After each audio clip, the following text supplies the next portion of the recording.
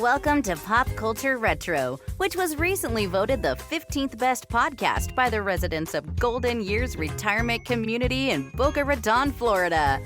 Each show will revisit some of your favorite pop culture memories with insider and outsider perspectives. Now, please help me welcome your hosts, Moosie Drier and Jonathan Rosen. Hello, and welcome to another edition of Pop Culture Retro.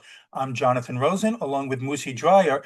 And for anyone who does any sort of podcast associated with pop culture or celebrity interviews, our guest today is the gold standard. He served as co-host of one of the most popular, if not the most popular one, Gilbert Gottfried's Amazing Colossal Podcast, which ran for parts of 9 years and I believe around 700 episodes. And if that wasn't enough, he also wrote jokes for the Bazooka Joe comics. He worked for Mad Magazine. He's written for several of the Friar Club's roasts. He was editor-in-chief for Jest Magazine. Currently, he's a writer for The View, and he very recently came back into the podcast game with his own show, Fun for All Ages, and most importantly, he's a fellow New Yorker. Please help us welcome Frank Santopadre. Frank, thanks so much for joining us today. Frank. Welcome. Guys, thank you. What a nice intro. Yeah. When does he get here? That was incredible. Well, give or take. It was 600 episodes and change, but I'll take credit for 700. I kept reading different things. I read it was like in the 680s. So is not that? It's a running joke. We could never keep the numbers straight because nobody wants to actually count them. I read last night it was somewhere like between 615. Sorry? I read last night that it was like around 687. They gave the number. Somewhere in that vicinity. Somewhere, enough that it stole my life for a good 7 years. But I'm very grateful. So makes you want to jump back in right now, right? So, which we'll get to. But so we have a lot to cover, but because there are so many fun things throughout your career. But I have to start with this, and this is the most important question. You grew up in New York. I saw Queens. So yeah. Very important. Mets or Yankees? Oh, I'm a long-suffering Met fan. There we go. Okay, that's fantastic. Okay. Where are you right now, John? Are you in New York? I'm in South Florida, but I know you can't tell from the accent, but I'm a Brooklyn kid. Brooklyn kid. Okay. Yes. Well, I was born in Brooklyn myself. Oh, really? Okay. You lived in Brooklyn at all or no? No, I was in Flatbush, but we left when I was very young, and I was really raised in a town called Ozone Park. Yeah, I was Sheepshead Bay. John Gotti country. Right. Yes. But yeah, I'm a long-suffering Met fan as well. I always joke that my father was never into sports, so I picked the Mets, Jets, and Knicks all on my own. So I have no one to blame. Nobody to blame but yourself. Right, exactly. Masochist. He is. Yeah. Yeah. We're all of that tribe. Right. So Frank, when you were growing up, who was funny to you? Who did you find? Who influenced you? Oh my gosh. Oh, I was talking about this the other day. Charles Schultz, probably. Mm-hmm. Is the first. I think the first buying those old Peanuts paperbacks, the Fawcett ones. Probably was the my first exposure to humor and intelligence. I discovered the Marx Brothers at an early age. Like every other kid that grew up in the '60s. I mean, I watched sitcoms, good and bad. They became Laugh-In. Careful. There you go. Careful. Yeah. Okay. Well, listen. You can't. First of all, you can't deny that its influence. I mean, it was for me in my childhood probably the first water cooler show I remember, where you had to watch that show because it was an event. Yeah, and I only did I think 2 or 2.5 seasons, and it was towards the end. So I remember being a fan of that show before coming on, and there was nothing like. I mean, there was, the Smothers Brothers. I think the Laugh-In was a little cutting edge. So what else got you interested? Oh God! I mean, I was glued to the TV as a kid, and in part raised by the TV, reading Mad Magazine at an early age too. Which I got to freelance for many times, right? In later years. I mean, so many influences. Were you a funny kid? Did you have a funny family, or were you the one that the one in the living room entertaining the non-humorous family? The non-entertaining type of. I think I had 2 funny parents. Okay, I think that helped. Yeah. They weren't in the business. My mother was a housewife. My father was a commercial artist. Okay. But they were funny with a Brooklyn edge. Jonathan knows what I mean. Yes. There is a difference in the boroughs. I do think that, actually. Yeah, it was an Italian-American family. I mean, we laughed easily, and they exposed me to good things. I remember watching The Great Race, the Tony Curtis, Jack Lemmon movie with my dad, which is just 65. So what's the math on that? What is it? 55? 65? 60. It's 60. Boy, you can see how bad my math is. Watching comedy movies with my old man, All in the Family, Saturday nights on CBS certainly was an event night with that wonderful lineup of MASH and All in the Family and the Mary Tyler Moore Show, which I still consider the best situation comedy. So, but I had no designs on writing or going into the business or anything like that. I was just but I was a credit reader. I was into character actors. I would watch Get Smart or Bewitched and take note of, that's Paul Lynde, and that's William Schallert, and I was aware of these people at a very early age, and sort of developed a kind of a photographic memory of it, which I guess helps me out as a podcaster. We discussed William Schallert recently, actually, because of Gidget. Yeah. All right. Yeah. We tried to get him on the last show. He was very, very much near the end. And we had booking problems, and very, very close to booking him. Maybe it would have been one of his last interviews. Well, I have to ask you about this writing, and this is because I was the same way, and I also did the same thing as you.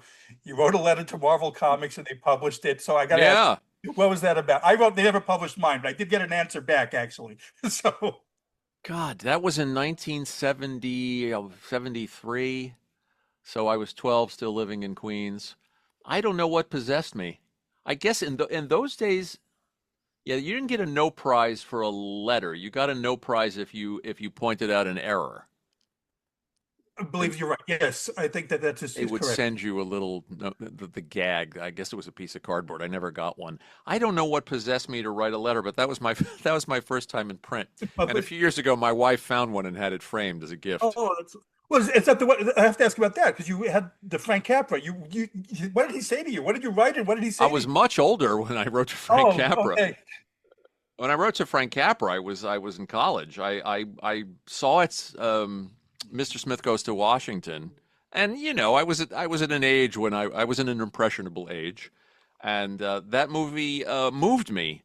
Mm-hmm. And again, on a whim, I sat down and I found an address. In those days, no internet, but you could find celebrity addresses. Mm-hmm. And I found some P.O. box in Palm Springs, and I got a letter to him, and then forgot about it.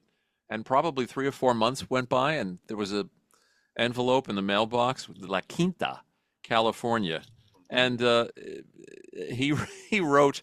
I'd show it to you, but I'd have to go pull it off the wall. It was sort of very Capra-esque. He wrote, "Thank you for your beautiful letter. Anyone who can write that way needs only a pound of luck and a ton of courage." Oh, how nice! Really nice. And then it said, "So get going." And I felt motivated because Frank Capra was telling me to get off my ass and accomplish something. Wow. But that is. I have it. I'll send it to you guys. It's a nice nice little possession. Yeah. I started doing interviews for the Writers Guild again in the 90s and the 2000s. Wow. Just volunteering to do events for them, and I interviewed Bill Paxton and Jim Taylor, who's Alexander Payne's co-writer, wrote Election and Sideways, and I enjoyed it. I enjoyed the prep. I even enjoyed the pressure. But I wasn't making a career out of it. I thought I was good at it, and I cared about these people and wanted to bring out the best of them. I wound up doing more. Once the podcast got established, I interviewed Louis Black on stage and a couple of other people. But not until the podcast came along, and even that was all a happy accident. Right. But when it showed up, I realized I really enjoyed it. Mm-hmm.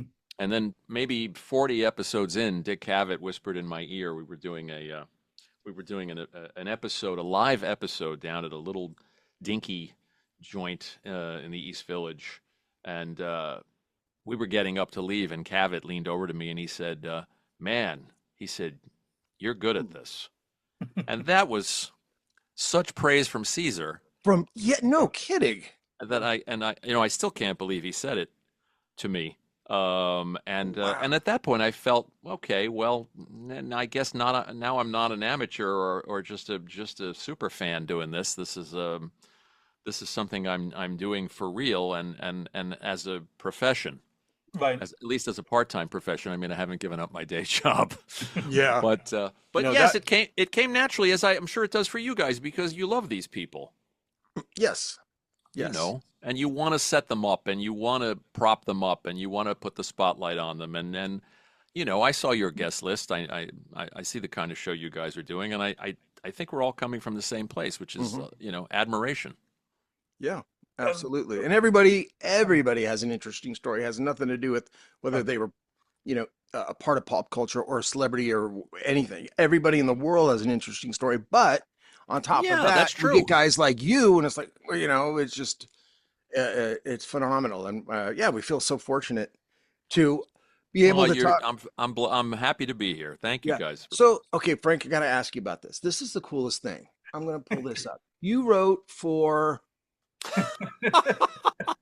I'll give you $500 if you can actually find one I wrote.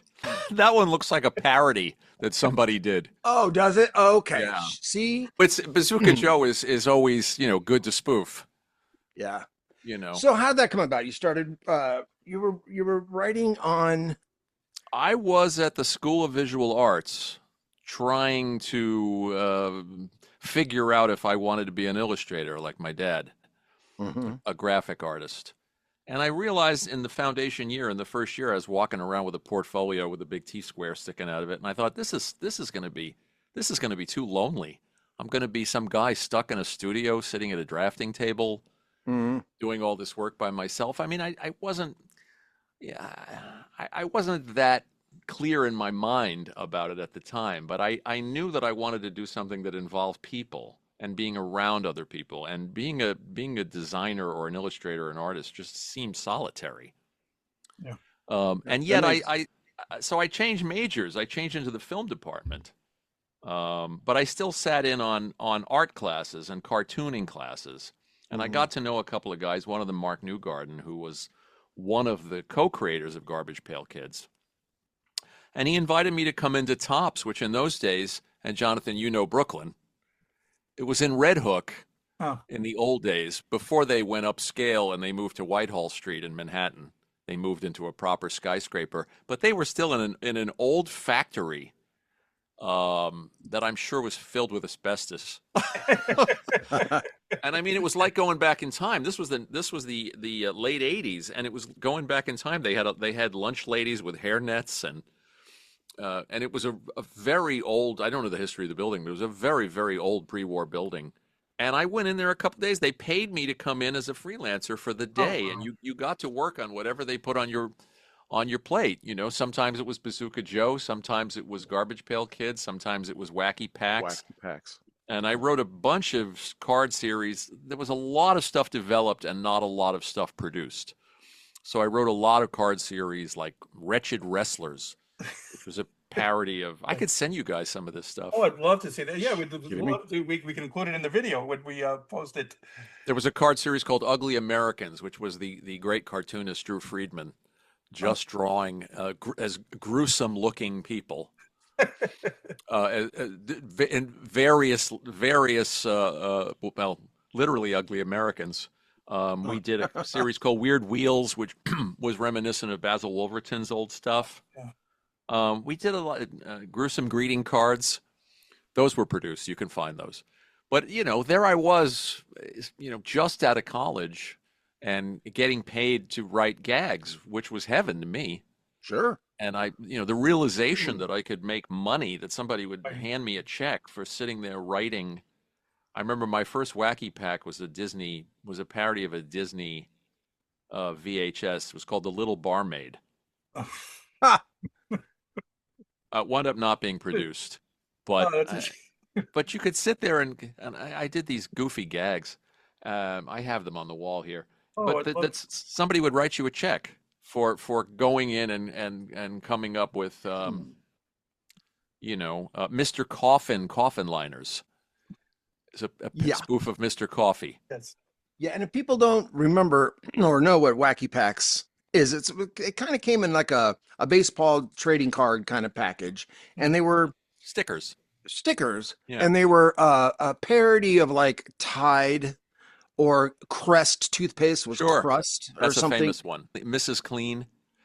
Mrs. It was Clean. a Mr. Clean parody, and A-Jerks and Lip Torn Soup. I mean, the people of our generation probably remember them in their heyday, and their heyday was the 60s. Yeah. And a little bit bleeding into the early 70s. I was still in elementary school, in high school in those days, and not writing those. I was writing, much later in the early 90s. Well, speaking of the early 90s, okay, we're jumping around a little bit. I know this, but I have to ask about this because, like you said, I grew up reading Mad magazine. So I got to ask you about your time at Mad, because we've had a couple of people from Mad on here. And who'd you have? Sergio Aragones. You had Sergio. Yeah, so he Bless him. Oh, fantastic. It was a legend. An awe watch, just talking to him. So could you talk a little about your time there? Like, how'd you get involved, and what was it like while you were there? The whole atmosphere and everything. Well, again, I never punched a clock there. I was a freelancer. You didn't go down to the office a lot at all? I went to the office. I went to the office once in a while. I went to the Christmas parties, which were memorable. And I met Sergio. I met Mort. I got to know Al Jaffe pretty well. Oh, that's great. Dave Berg I met. I never met. I corresponded with George Woodbridge and Paul Coker because they illustrated a couple of pieces that I wrote. Again, you grow up on this stuff, and then you think, well, how can I be a part of this in any way, shape, or form? I went to see Joe Raiola. Was one of the senior editors, and I saw he was doing a one-man show in the city. So I bought a ticket to see him, and I thought, okay, I'll put the arm on this guy after the show, which in those days, I was in my 20s, and you don't think about how how overbearing you're being, right. or pushy. But I approached him after the show, and I said, hey, I'm a longtime Mad reader, and can I submit to Mad? He's the nicest guy in the world, was then, still is. We're still friends. He actually produces an annual John Lennon Fest in New York City, which is a big fundraiser and a real labor of love. He's been doing it for decades with people like Jackson Browne and Patti Smith and Debbie Harry. But back then he was doing this little one-man show, and he said, yeah, here's my address, submit some stuff. And I probably wrote 30 or 40 pieces and got rejected 30 or 40 times. Oh, really?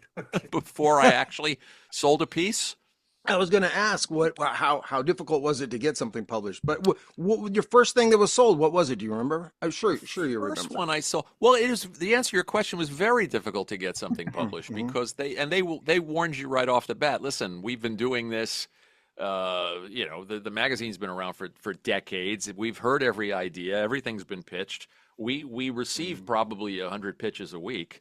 So the idea that the thought that you're gonna come up with something wholly original that we haven't done or thought of, is unlikely.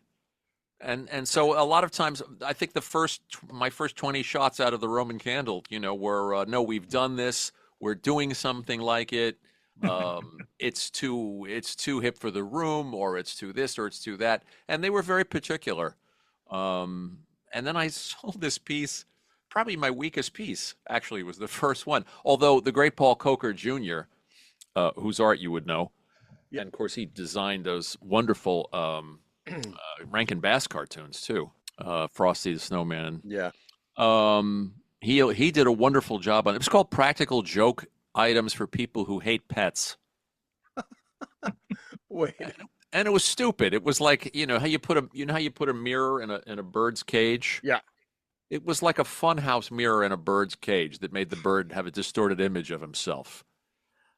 And I can't even remember the other gags. It was a boomerang bone a boomerang fetching toy that you throw to a dog that frustrates the dog because it keeps coming right back. It's not that I'm not proud of the gags. It was just, and for whatever reason, that one hit them right.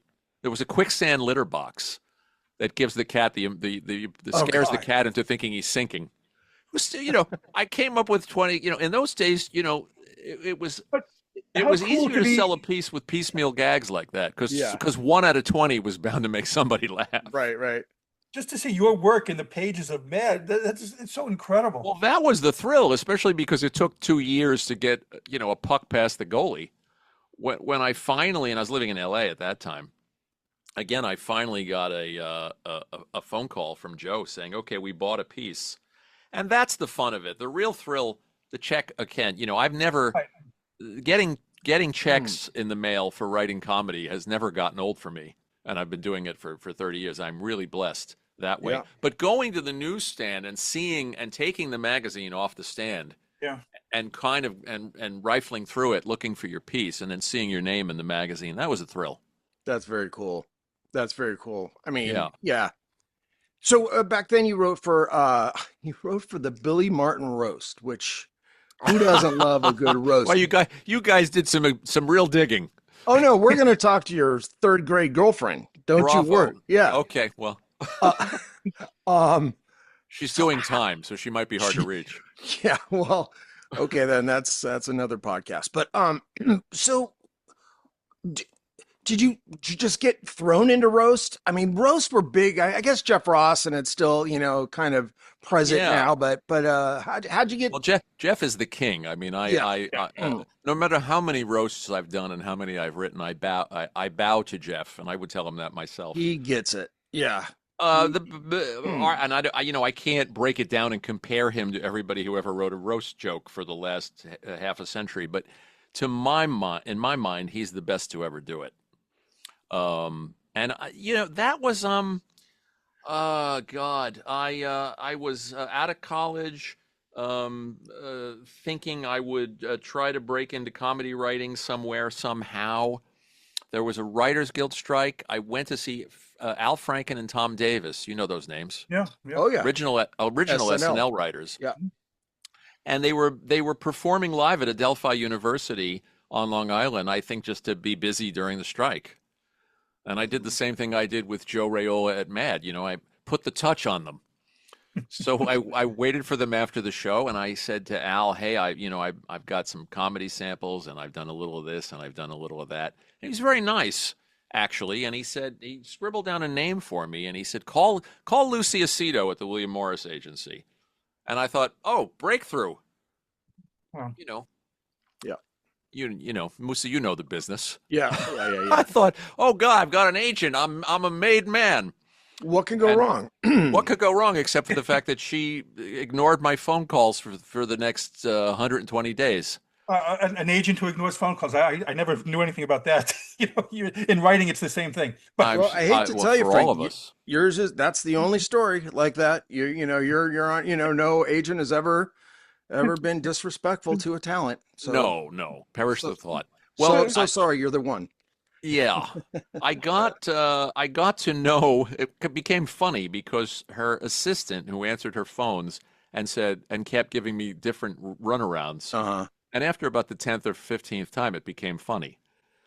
And I got to know him. His name was James Dixon. He was a junior agent at that point. He's now a super big shot who handles Stephen Colbert and Jon Stewart and Jimmy Kimmel. But those days, he was answering Lucy Aceto's phones. And I made him laugh. Just basically, we were joking about all the different excuses for her not picking up the telephone. And really, long story short, he became an agent. He hip-pocketed me. He brought me in one day. He said, "Look, you're funny, and I'll send you out for a couple of things."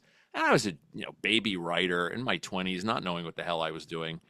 And I don't know how it works at other big agencies, but at William Morris then, at least at the time, they threw me into the pool and to see if I could swim. And one of the jobs they set me up for was writing for Larry Bud Melman. Oh, fantastic. Oh, man. Yes. On Letterman. No kidding. They repped and didn't know what to do with. Because he was a lovely guy, by the way, Calvert. He was on Letterman as a foil, and he was a one-trick pony. Yeah. Sweet man. And they said, okay, here's the deal. He's going to be on the dais on the Billy Martin roast, but he's not Larry Bud Millman. He's playing a character. He's playing he's playing Billy's Little League manager. Is that because Worldwide Pants owned the character? Or I hadn't thought of that till now, but that could very well be. Yeah. I watched it this weekend. Yes. But somebody had the idea, the producers of the roast, and had the idea, okay, we'll put him in an ill-fitting baseball uniform and he'll come out and he'll be Billy Martin's. So now I'm writing, roast jokes. This is such a bizarre business. I'm writing jokes for a guy I'm not meeting. I did meet him later. About being Billy Martin's fictional Little League manager. And I wrote probably 80 jokes or 90 jokes, and they picked 10 and sent him up there, and he was as wooden as ever and could barely deliver the material. And that was my first television exposure. Some people think Billy's image was bad for baseball. I resent that. Billy loved the game and fought for its integrity. Who can forget the time he punched out Lena Horne for forgetting the words to the national anthem? The best Larry Bud Millman thing was the Grand Central Station where he's... Oh, it's brilliant. Where he's mishandling the microphone. Right. He's talking and he's putting the microphone to someone else while he's talking. So yeah, he's giving them their hot towel. Right. Yes. Yeah. So I watched it, like I said, I watched it this weekend, and there were definitely a couple of times that Billy Martin did not look amused whatsoever. So I've got to ask, so you've written... I wasn't there. I think they shot it in L.A. and I'm not talking about the Billy Martin, because I want to know, because you've done other roasts. Oh, I've done a lot of roasts, yeah. Right. Were there people who were annoyed later on at some of the material, like, that said, like, how could this have been said? You mean about my material specifically, or any? You heard that got back to, like, like people were pissed off. I can remember at the Matt Lauer roast at the Friars Club, Aretha Franklin sang the national anthem to start the roast, and Jeff Ross got up and said, "Well, I guess it's over. The fat lady just sang." Oh God! And I remember her standing up and giving him the finger. So, well, I remember that vividly. But it's all in the spirit of those things. I mean, these were a little more raw, especially the Friars Club. That one's a little. Yeah, they weren't televised. They were in-house deals. I mean, there may be in-house video of them. They were for the fraternity, kind of for the people. So they would get pretty blue. Gilbert was very funny at some of those. I'm trying to remember. My favorite roast joke. Do you guys know who Freddie Roman was? Of course. No, I saw him perform. The legendary Borscht Belt comic. Yeah. He's in the movie Dirty Dancing. They did a thing about all the Jewish comics performed together. I don't remember when. Yeah, Catskills on Broadway. That's it. Yes, with Freddie and Malzy Lawrence and right. Yeah, and Dick, a great comic named Dick Capri. They're all gone now, sadly. Joy and I, my boss Joy and I, were talking about that the other day. But Freddie, as the abbot of the Friars, his job was to get up at the top of the roast and introduce everybody at the dais. And you got to understand, this dais is like 80 yards long, 100 yards. It's almost. There's Leroy Neiman, and there's Dr. Joyce Brothers, and there's the mayor of New York, Dinkins, and there's Geraldo Rivera. They're just interviewing. You got to introduce every single Abe Vigoda. Oh yeah. And so Freddie gets up and he introduces this enormously long dais, and then he takes a seat, and Richard Belzer stands up and he says, "Folks, give it up for Freddie Roman. Jack Ruby had a longer TV career." Oh my God! Wow. Now that's my favorite. That's fun. That's funny. That's just funny. Sorry. That's a clever. Yes. That is a clever, funny. That's a joke where if I wrote that joke, I would say, "Okay, I'm taking the rest of the month off." Yeah, they're not. You're not going anywhere. You're not going to get fired. You can live off that. No, that's very funny. But one of the best is Gilbert Gottfried.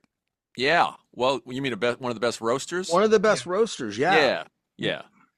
Certainly. How'd you get involved with him? How'd you meet him? We're going to talk about your partnership with him. I knew Gilbert over the years without knowing him. which is kind of what I said at his service, because it was hard to know him, because he didn't have social skills. So where you would meet somebody, if I ran into you, Moosie, and we were in at the Formosa Cafe, and I shook your hand and we chatted, and probably 4 months after that, you'd remember me and I'd remember you. Right. But that wasn't the case with him. So I probably met him 10 or 12 times at various functions and rap parties, and I worked with him on a couple of occasions, and he continued to not know who I was. And then by about the 10th or 12th time, I said, "Gilbert, you know me, don't you?" And he'd say, "Yeah, you're the guy in the blue checkered shirt." So this probably went on for the better part of a decade and a half. But when I got to the Joy Behar show, Joy had a talk show on HLN, which was CNN's sister station. And Gilbert became our Tony Randall. He became our emergency guest. Yeah. If you needed somebody, if somebody canceled at the last minute, you could call Gilbert, who lived across town, and would probably show up just for the sandwiches. Yeah. just for craft services. So he came to the show a lot, and he came and did The View several times. And I realized that the way to get to know him was to get to know his wife, Dara, who had social skills and is a lovely, properly socialized person, properly raised person, whereas Gilbert was raised by kangaroos. So she got to know me, and she liked me, and I would go say hello to them every time they were in the green room, and she and I somehow developed a trust, and I've told this story many times. She called me one day and she said, his agents are in a panic because he has not freshened up his material in 12 years, 15 years. It's 2012, and he's still doing jokes about the Ropers, and he's doing jokes about Alan Hale Jr. Wow. And people who've been dead for a decade, and the audience is perplexed. And the agents were frustrated. They couldn't book him the way they wanted to book him because the stuff wasn't going over. He didn't care, by the way, to his credit. Yeah. And they couldn't book him on talk shows because he had nothing new to promote. I see. So she said to me, "Can you help him? You're a writer I trust. You're someone he trusts. And could you help him freshen up his act?" Which struck me as a fool's errand immediately. One, he was the cheapest man on the planet, and I knew she'd have to go behind his back to pay me. And two, if you know his act, I've said this many times, if you know his act, I was just having this conversation with Alan Zweibel, you could not, no matter how brilliant you are, you could not write in his voice. Mm-hmm. Yeah. You could talk to him and maybe collaborate with him, and if he had a premise, maybe you could bounce things back and forth and give him a punchline. But it was so dependent on impressions and absurdity, and I don't know if you know his famous Ben Gazzara UFO bit. Once I was walking through the country, and I looked up in the sky, and there was a bolt of lightning, and a strange alien ship landed in the middle of the field. And the latches opened up, and greenish-gray creatures emerged from the ship. They surrounded me, staring at me with their unblinking red orbs. And finally one of them spoke and said, "Ben Gazzara is a good actor. Why can't he get a series?" Yeah, it's genius. Yeah. I didn't know how to approach putting words in his mouth or writing for him.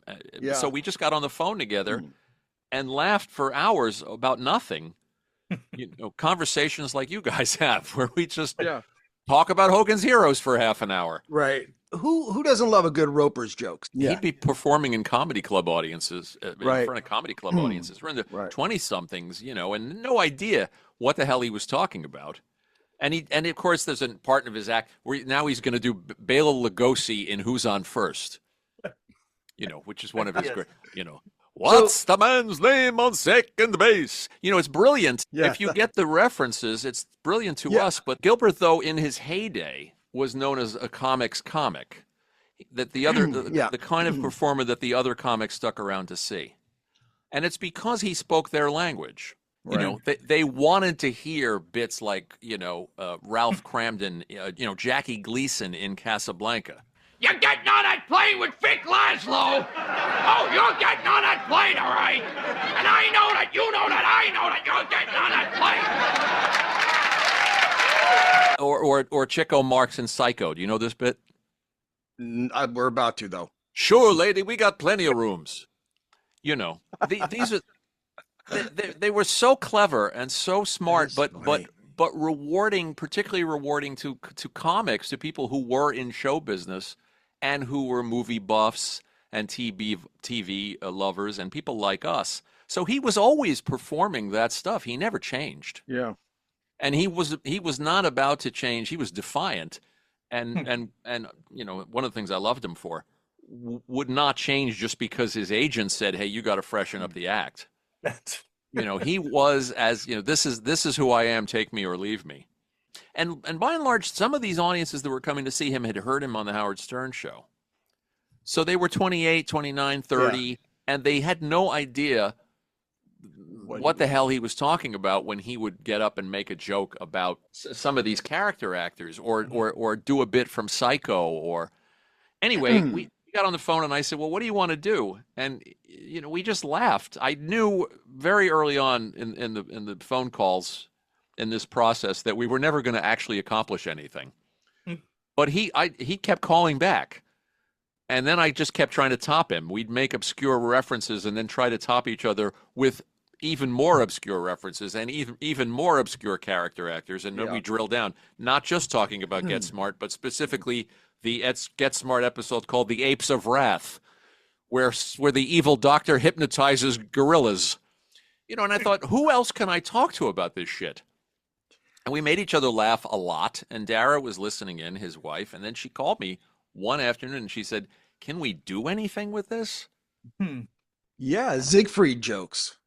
Yeah, right. I said, who's going to listen to this? I recognize that he's a celebrity and there's some novelty in that, but who's going to listen to us talking about Vito Scotti, on an episode of F Troop in 1965 or whatever the hell we were talking about? Well, I have an answer for that. A lot of people, because you guys were like the top. Am I jumping ahead here? No, thank you for saying that, Moosie. I mean, we never saw that coming. I thought, okay, we'll try this.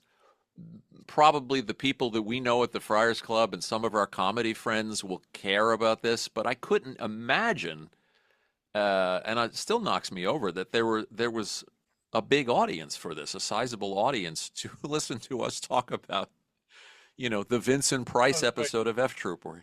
But it turned out that people loved it and wanted more and more. And there you go. I mean, most wonderful things in a career, at least for me, have been happy accidents. No, it was great. And you mentioned it before. So one of the great things about your podcast, which you need if you're going to do this, and you mentioned it, is that you both seem to have such a genuine love of old shows, films, and the people who made them. And you just loved hearing stories. So I know that you're asked all the time about who your favorite guests were and a couple, but who was the first one that you interviewed where you thought, wow, I can't believe we're speaking to this person? The first one, Dick Cavett. That was right off. Well, the first one, I've told this story too, but we went to the house of comedian Irwin Corey, Professor Irwin Corey. Right. Did you ever work with him, Moosie? Corey, is it? Irwin Corey was America's foremost authority, I think is what he called himself. He was an ancient comic at the time. He was probably 100 years old. Dara said, "Let's go to Irwin Corey's house. He'll be our first guest." Now, Irwin Corey in 1972 would have been a great guest. But in 2014, not so much. Right. I believe the man was 101 when we walked into his house. Wow. The Irwin Corey show went nowhere. He was too compromised, and we walked out of his apartment with about 14 minutes of usable material. And we walked to a pizzeria. Gilbert immediately abandoned the idea of doing the show. He said, "Well, we tried." Wow. I'll have a grandma slice.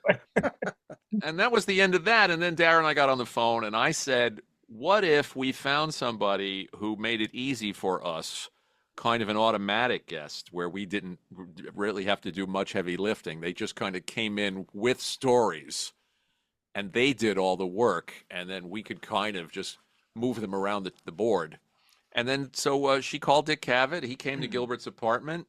We did 2 hours with him. We cut it down to a great 90 minutes. And then I realized, okay, despite the fact that we didn't know what podcasting was, this was 2014. It was a nascent medium. Yeah. I said, oh, this is great. When I went home and listened to it, and I could hear Dick making Gil laugh and Gil making Dick laugh and all the Groucho stuff, and I thought, oh, this is great. This is going to be great to me and my friends, and like Moosie just said, 80 other people. But no belief at that time, no expectation whatsoever that this thing would find an audience, a national audience, that we would wind up being written up in Vanity Fair and the LA Times and Rolling Stone and all that stuff. That was a fever dream. So It was a pleasant surprise, to say the least. Wow. So speaking of pleasant surprises, who surprised you as a guest? When you thought, oh, this will be, this might be a 6 or a 7, maybe we can make it better. And it turns out they walked away. They were an amazing guest and shocked you. Do you have anybody like that just made it easy? More people than I could tell you. Okay. More people exceeded expectations than the other way around. The big surprise came when you were interviewing somebody about a certain thing that they were known for, and your expectation of that guest was, we're just going to talk about this thing. Mm-hmm. So, Jonathan, you're from New York. You will remember Wonderama. Oh, of course. I remember. Yeah. Moosie, where'd you grow up? You're I grew up in L.A. You're an L.A. kid. Yeah, but I did the exercise. Come on, everybody, and all that. There you go. Wonderama. Right. I think the version you just talked about was the second version with Bob McAllister. Yeah, the blonde, tall guy. I think. Right. Yeah. Does anybody here have an aardvark? Yeah. Was another song. Which was but weird, Sonny Fox was the original host in the 60s when I was a kid, in the early 60s.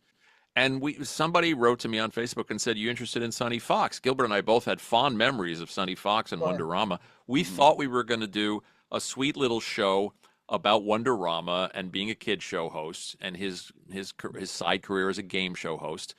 And he wound up telling us all about his POW experiences and getting very emotional about it. Wow. And if you haven't heard that episode, but Sonny went to this place that we did not expect him to go to, and he started talking about being a prisoner of war. And when he talked about the liberation of the camp, he started to cry.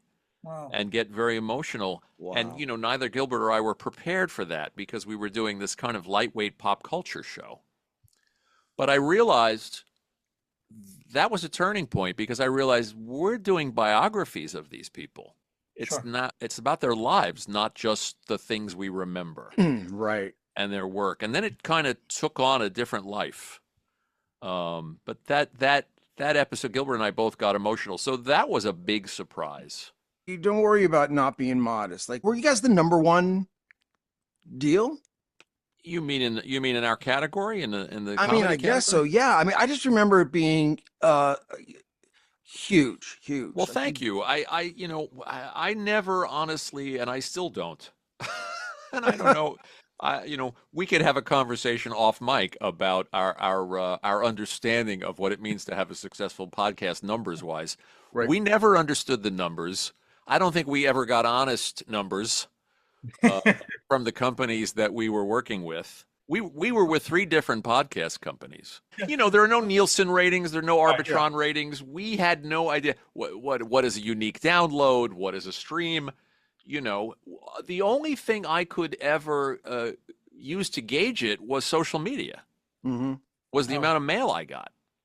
And we had a dedicated email address too for the podcast, and I got so much mail from around the world.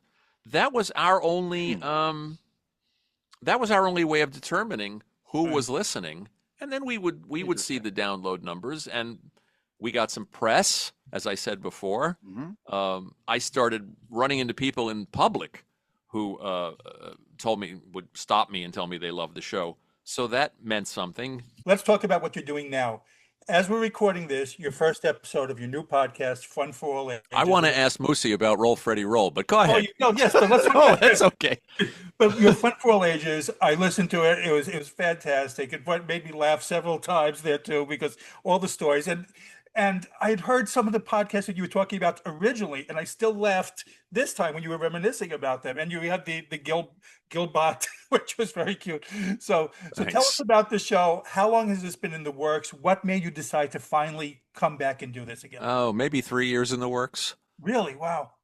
You know, I'll be honest with you guys. When the show ended, I was exhausted. I was doing a lot. I was booking along with other people.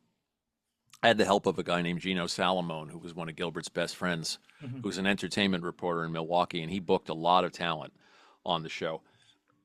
We all did, but I was doing a fair amount of booking. I was editing the show. I was prepping the cards. If you listen to the show, you know how deep I dive. So I would do 20 cards a show, and my handwriting is small, so this is probably... Each card has probably 15 or 20 notes on it. Yes. So if you think about producing, you can hear the sirens. Can you tell I'm a Manhattanite? When you're producing 20 cards, and you're watching every movie and you're listening to every podcast interview they've done and reading the books, it's incredibly time consuming. Sure. And the interviews themselves and the edits would take a day or so, if not more. So if Gilbert were to edit, would he be doing the strips and the tape and the yeah, he'd be holding it up to the light. Yeah, on a moviola. At one point, we were cranking out 2 shows a week, and I had 2 other jobs. I was working at The View, and I was working at night. I had a night job. Yeah. I was working. I was writing radio copy, radio jokes for a radio syndicator that was farming out jokes to 400 stations around the country. So I was doing The View in the morning and the radio job at night and the podcast in my spare hours, but we were doing 2 podcasts a week. Wow. And I was working 60-hour weeks, 55-hour weeks. I was completely burned out. And then when Gilbert got sick, you know, it kind of cast a pall on things. Yeah. We'd been having this wild ride for the longest time, and you know, it was clear that he was declining. And then when he did pass, you know, we did the show right up until the night that he went into the hospital, the Brenda Vaccaro episode, the last one we did, the last time I saw him. And I need a job. Yes, that's it. That's my speech. I need a job. I can not just drama, I can do comedy as well. Oh my God, that is brilliant. What a mimic. So when he passed, even though we knew it was coming, it was shocking, it was upsetting, and I was kind of an emotional wreck, physically, mentally, and really, I got on a plane and went down to Florida the day after he passed because my wife was having a little mini family reunion in Florida that I couldn't sit out, but I was not in the mindset for it. I was trying to absorb what had just happened, and I was trying to absorb the last 7 years of what had just happened, and I was getting so many people were writing me about Gil. So I just couldn't imagine doing it again. I couldn't imagine following that. I couldn't imagine getting on that merry-go-round again. I needed a long vacation. People were writing me early in the run, thinking that we were close friends. I mean, and we'd go for a cup of coffee together, but we weren't really close friends. I mean, if you listen to the early shows, he's struggling to pronounce my name. That's hilarious. You know, it took probably 50 episodes before we were both comfortable with what we were doing. And even when and I spent a lot of time with him, a lot of time off mic. But when he passed, you know, I still felt like he was a comet that came, that just kind of, you know, streaked through my life and was gone. And people started asking me questions about him. And even after 600 shows and many, many, many hours together, and many, many hours on the phone, I don't know that I really knew him. Does that make any sense? I don't know whether to be sad about that or just kind of thankful that that's because of who he was and his social ineptness, it created why we know him. Yeah, I mean, whatever happened to him in his childhood, whatever formed the adult that he became, you know, it gave and it took. I mean, it was a double-edged sword. He was very socially awkward, uncomfortable with expression of emotions and his feelings, and I think he was even comfortable feeling some of his feelings. But on the other hand, you know, you get the genius, you get the gift of this wonderful comic mind. Yeah. I kept trying to tease it out. You know, I tried to make the old show. If you listen to some of the later episodes, I got a little deeper as I went, as I got more comfortable with being an interviewer. I would start to ask psychological questions of the guests. I would ask things like, you know, well, what part of your childhood does your comedy come from? Or did your parents get to see you succeed? Or, you know, I kind of, not that I was Oprah, but I went for more emotional moments, and I tried to do that with him too. I tried to peel the onion, but it was largely unpeelable. I loved him for everything he was. Well, that's what, you know, getting back to Fun for All Ages. Now, how was that doing it the first time? I mean, you had all the people around you as like a support system, you know, which was very nice. But Thank you. You just doing it because you were associated with someone for so long that now you're like kind of like, I'm forging new territory. So how did you feel inside with that? Well, the first one I recorded was not the one you heard. Oh, okay. I didn't record them in order. I have to give credit to my producer, Andrew Capone, who had the idea to say, why don't we do a look back at the old show and make a transition episode with Dara, with Gino, Gilbert's bestie, with Alan Zweibel, who was a wonderful go-to guest for us, and that made sense as the first episode, the passing of the torch, if you will. That is not the first one I recorded, and the first one I recorded, I walked into the booth, and I felt like Dickie Smothers doing a single. I thought, well, where's the other guy that I play off of? And then I realized that so much of my on-mic identity and persona was based on Gilbert. That I was the scold, you know, much that Smothers Brothers dynamic where Tommy's acting out. It's the same dynamic as that Abbott and Costello had. It's the bad boy acting out and the straight man saying, cut it out. Come on, do this for the folks. Yeah, but now you have no one acting out.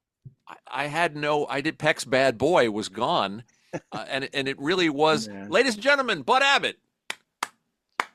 Right. What is that? Sonny Bono. Yeah, right. Sonny Bono. Very good. What is that act? You know, I didn't, and that's also why I was apprehensive about doing a new show, because I thought, well, I don't want to do a straight interview show. I'm not Mike Wallace, and I'm not I'm not Charlie Rose. I don't want to just sit there with somebody doing kind of, I could do it well, I guess, but I don't know that it would entertain anybody or me. So I thought, well, where are the laughs going to be coming from? You know, our show worked as an interview show, which I'm grateful for, but it also worked because Gilbert was in the corner throwing lit firecrackers.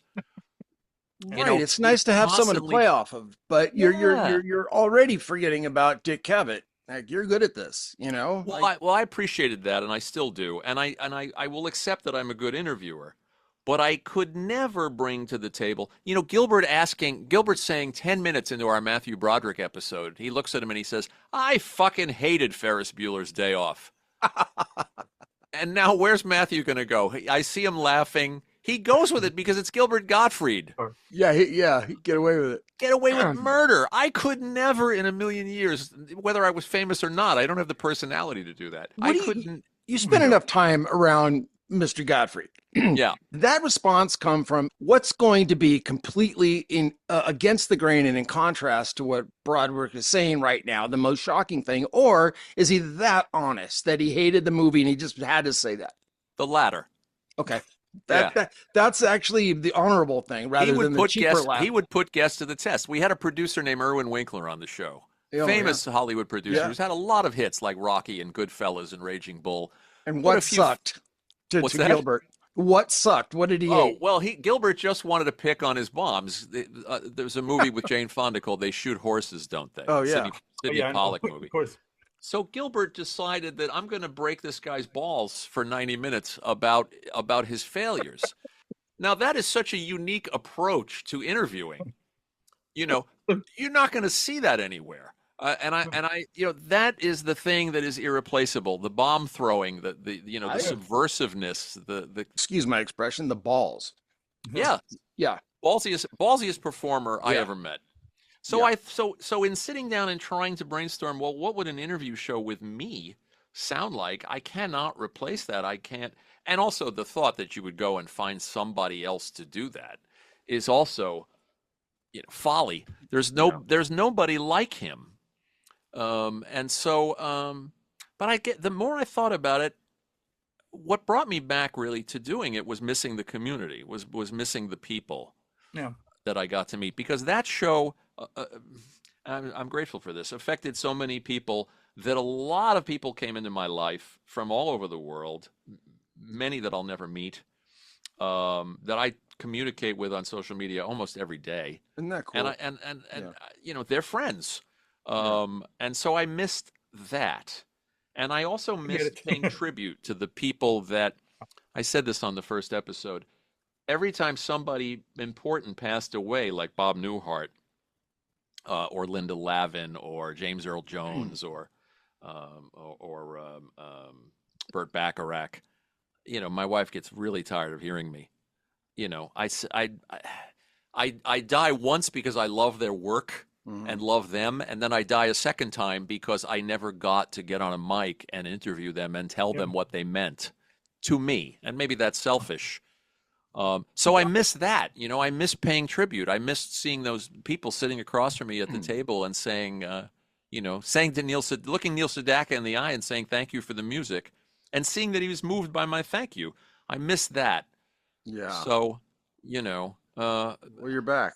Frank, well, I'm trying to figure it out. I'm back, but I mean, I'm using co-hosts. I thought I could find as many funny people as I could to put in the room with me.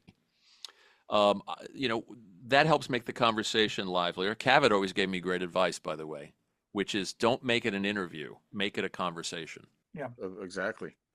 Well, what you just said hit, because I feel a lot the same way, because I've reached out to people and then they've passed before they come on, and I get upset about that. Yeah, it's a bummer. Right, really it is. It's not just because you didn't have a chance to have them on your show, not just for selfish reasons, but because you were really looking forward as a fan. Well, we were going around in circles with a director named Norman Jewison.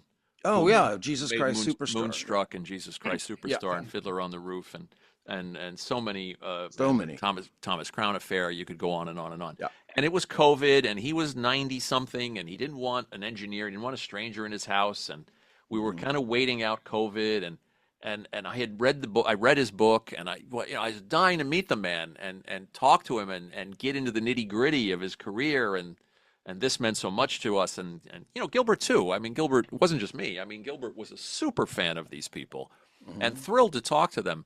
And then Gil got ill. The show ended. Norman passed away soon after that.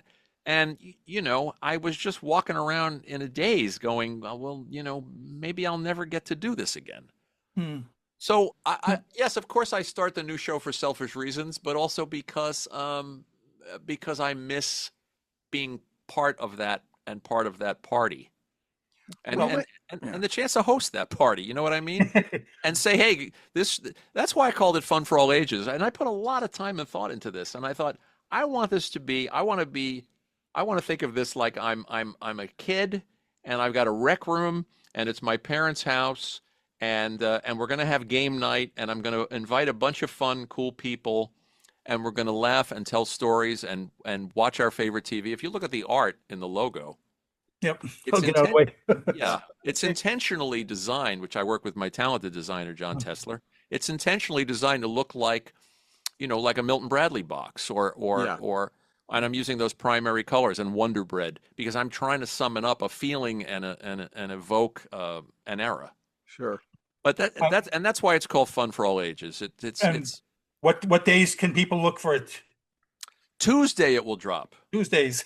I read that you were planning or thinking about doing a memoir. What's up with that? Is it in the stages? I don't know I don't know where you read that. My wife has urged me to write something like that, but it's not at all in the planning stages. Is this not Frank Stallone? Or is it? No. Did we get the wrong? Uh-oh. Okay, well, you you want to ask me about staying alive? No.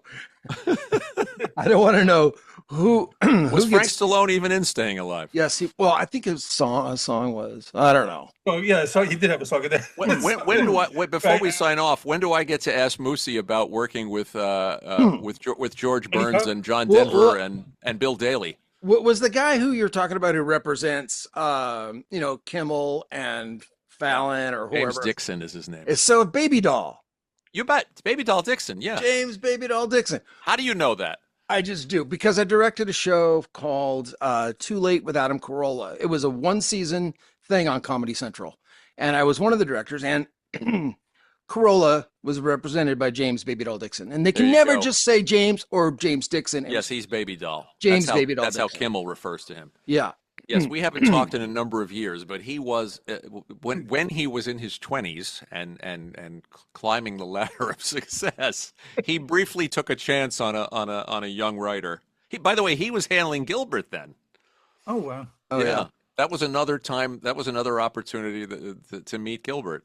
It's all such a blur, It's like you know these careers. I mean, in 30 years have gone by, in a flash. Yeah. But So I was going to say thank you for the work that some of the wonderful stuff that you've made over the years. Oh wow, well thank you. That has made me laughing and the original Newhart show and. Well, I appreciate that. And by the way, I share that sentiment about the Mary Tyler Moore show. I think it was always my favorite. Mary Tyler Moore, the sitcom, not just her other shows, but best show, best sitcom, best multicam. For my money. I mean, it's comparing apples and oranges if you try to compare it to the brilliance of something like The Simpsons. Simpsons, yeah, it's or even Seinfeld, which is a creature unto itself. Yeah. But for me, and maybe it's because you love the ball players you watched growing up. You love the stuff of your era. Yeah. But to me, the Mary Tyler Moore show and watching it now holds up beautifly. Well, yeah. Well, and you cannot beat that cast. No, great cast. No.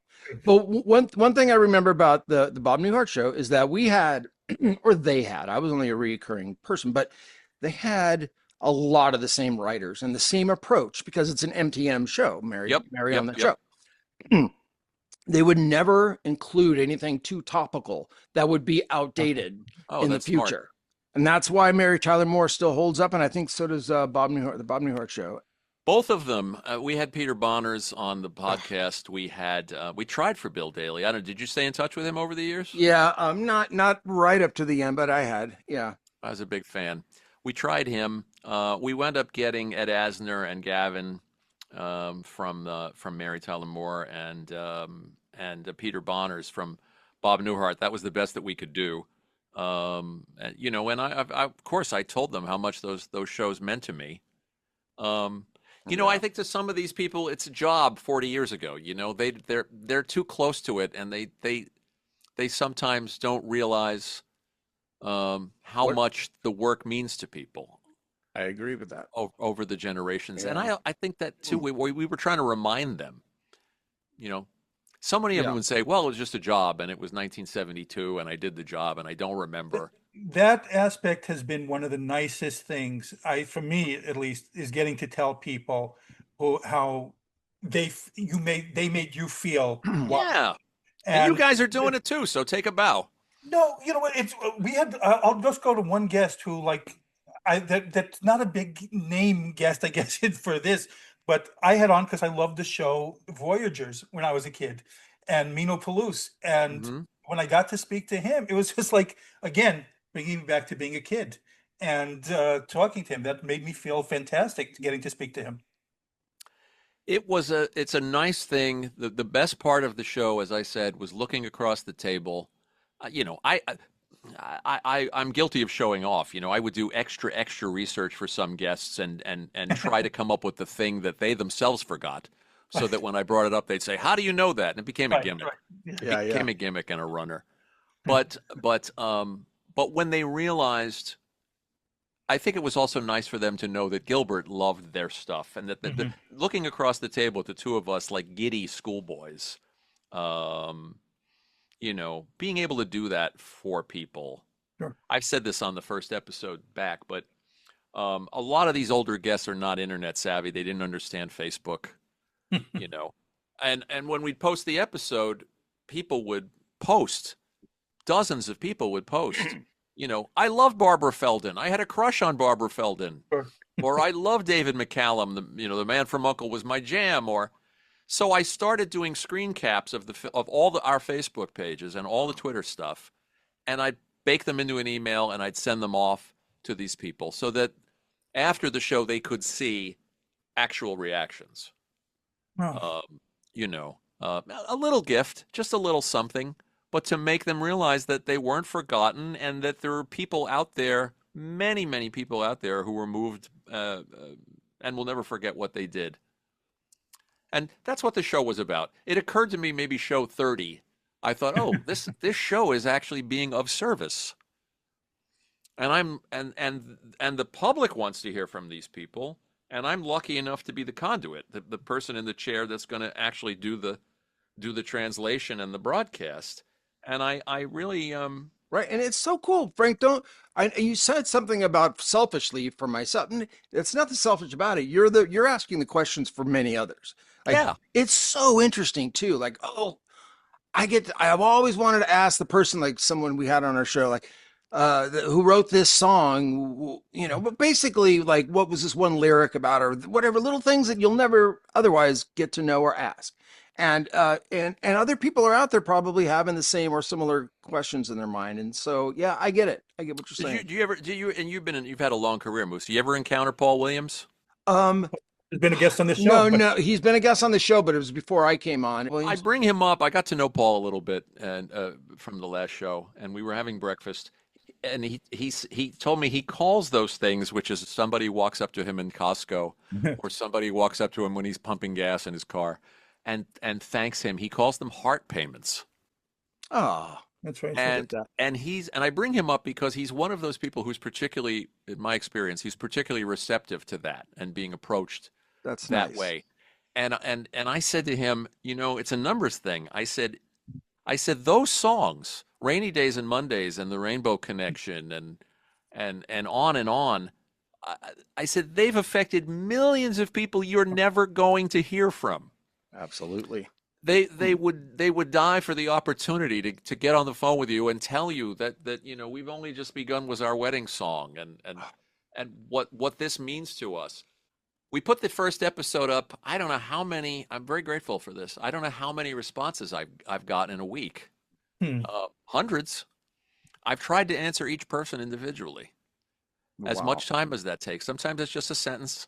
Yeah, sometimes for me it's easier. I only have one fan that ever in all the decades mentioned "Roll Freddie Roll." One fan, and his name's Frank. Mrs. Persky. Yeah, Bill Persky's wife. Anyway, well, yeah, you've done some wonderful stuff over the years, and you're in iconic movies, so that's important, and an iconic show in Laughing. Do you stay in touch with Schlatter? Yeah. Well, I mean, not in touch. Like, we're not having coffee later, but I think recently, he's 94. Yeah. He doesn't. Don't tell him that. He doesn't know. Okay. He's working with a friend of mine. Oh yeah, I was on a radio. Recently, I was on another talk show. Lily Tomlin and Ruth and Joanne Worley and myself came on as a surprise guest for on a little the people who are still alive from Laughing, basically. Well, I think you probably do have gratitude. You were part of a watershed television show, an important comedy show that people still remember. Yeah. I see this last week. I think my daughters have discovered Laughing, and they love the show. Now they've been going through them. Yeah, I think it's a nice thing. Yeah. When Jonathan mentioned, when he said me and Moosie Drier, I said, Moosie Drier. I said I've been watching him since I was 9. Yeah. Or however, when the hell did Laughing come on? 70? He died 69? In the Eisenhower administration. Laughing, I don't know. It was like 70. It was maybe around 70, 71. Right. And I acted into my adulthood a little bit, here and there, guest spots and stuff. But I in short, this isn't about me, but in short, I didn't want to be on camera anymore. I wanted to direct. I did a lot of voiceover work, and yeah, I saw your all your voiceover. And right now, I'm just enjoying. I'm doing some writing, but I'm really enjoying this podcast and like we just talked about, like talking with people. It's very creative. It's very fulfilling. Well, you're both good at it, and I credit you guys for coming from the same place that I believe Gilbert and I were coming from, and that is, admiration and gratitude. Yeah, I love that. So keep putting it out there, because we need more shows like this. Yeah, and I can't I have to give credit. The last show wouldn't have happened without Dara, without Gilbert's wife. It was her idea. Mm-hmm. I'm sitting here soaking up the glory. There's always somebody, and it's usually a woman who who loves the guy who's got a fork in the road and go to failure or go to success. And it's usually because the women are the smart ones. They're the smartest one in the room. And that's profound. I get that. Yeah. Profound and true in this case. And just true. And we had a team of people, Josh Chambers and Michelle Mantinen and Dino Proserpio, and John Seals. There were a lot of people helping put that show out there. Those people are still helping me and still working with me and still believe in what I'm doing. I'm very touched by that, by the friendships, by the support. It does take a village. Even though that show wore me out, I was not doing it alone. Do you need a DVD of Roll Freddy Roll, Moosie? Because I have one. No, you don't. Persky, I'll leave you with this. Persky had my friend Drew Friedman and me. Maybe was Paul Schaefer there? There were a bunch of my friend Tom Leopold is a comedy writer who wrote for Cheers and Will and Grace. We were all at Bill's house having dinner, and then he said, "Let's watch Roll Freddy Roll," and he put the disc in, and that's what we did. Isn't Herb Edelman in that too? Yes, I did. I believe he was. I worked with Herb Edelman so many times. Like he was everywhere. He was such a good everywhere. Isn't it guy. Awful that these people are gone and we can't sit down with Herb Edelman? Well, here's the crazy thing. I know we can't sit down with Herb Edelman, or Tim for that matter. Although I worked with Tim too. Oh yeah, with Tim Conway. I idolized him from like all of us. What was I getting at? Oh, Ruta Lee's still around, and I see her. Yeah, we have her on. She's great. I still see her. Yeah. So they're not all gone. No. I mean, there are other generations. I'm hoping to be. I'm counting my chickens here because I haven't booked him, but I'm hoping to talk to Robert Klein. Gabe Kaplan's going to come back on with me. Oh, cool. These are heroes of mine, and I just need to tell them over and over again. So right, I'm lucky. I'm lucky to do this. Yeah, and thrilled to meet you guys. So is Kaplan only coming on because you have a couple horse racing tips for him, or is he? We're going to do a whole episode about poker. No. About it's poker. The 50th anniversary of Cotter. Yeah. Saw that. So so I'm trying to book guests now, like 50th anniversary of Wonder Woman. Right. Can I get Linda Carter to come on? Can I get Lindsay Wagner?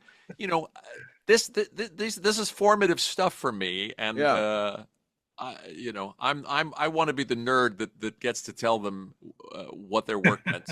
Yeah. To me, but it's great to meet you guys, and I'm really thrilled that you invited me. Thank you again. Like I said, we could keep you all day. We have 1,000 questions, but I thank you for taking the time out to speak with us. Bravo, gents. Bravo. Keep it going, and let me know how I can be of help. Thanks, Frank. You're a good guy. You're a smart man, and you have a ton of talent. And look forward to Well, now I'm your new buddy. I'm just going to come and follow you and stalk you. That's fine. That's fine. Well, let me say this out, and then we could finish up. So yeah, someone told me if I went to LA, I haven't been to LA in years, but somebody told me I would never pay for a meal if I went back to Los Angeles. Probably not, because of all the people that we had on the show. Yeah. So I'll add you to the list, Moosie. I like sushi. Okay, I love sushi. We'll go to Sugarfish. It's amazing. Fantastic. All you got a deal. I hope to meet you guys in person. Yes, I do too. Well, again, this has been Pop Culture Retro. I'm Jonathan Rosen with Moosie Drier, and again, a very special thanks to Frank Santopadre. And please like, comment, and subscribe. Frank, thank you so much. Look at Here's a reference to the old show. Thank you for tuning in to Pop Culture Retro, where no one was hurt during the making of this podcast. Listening to this podcast just makes you really cool.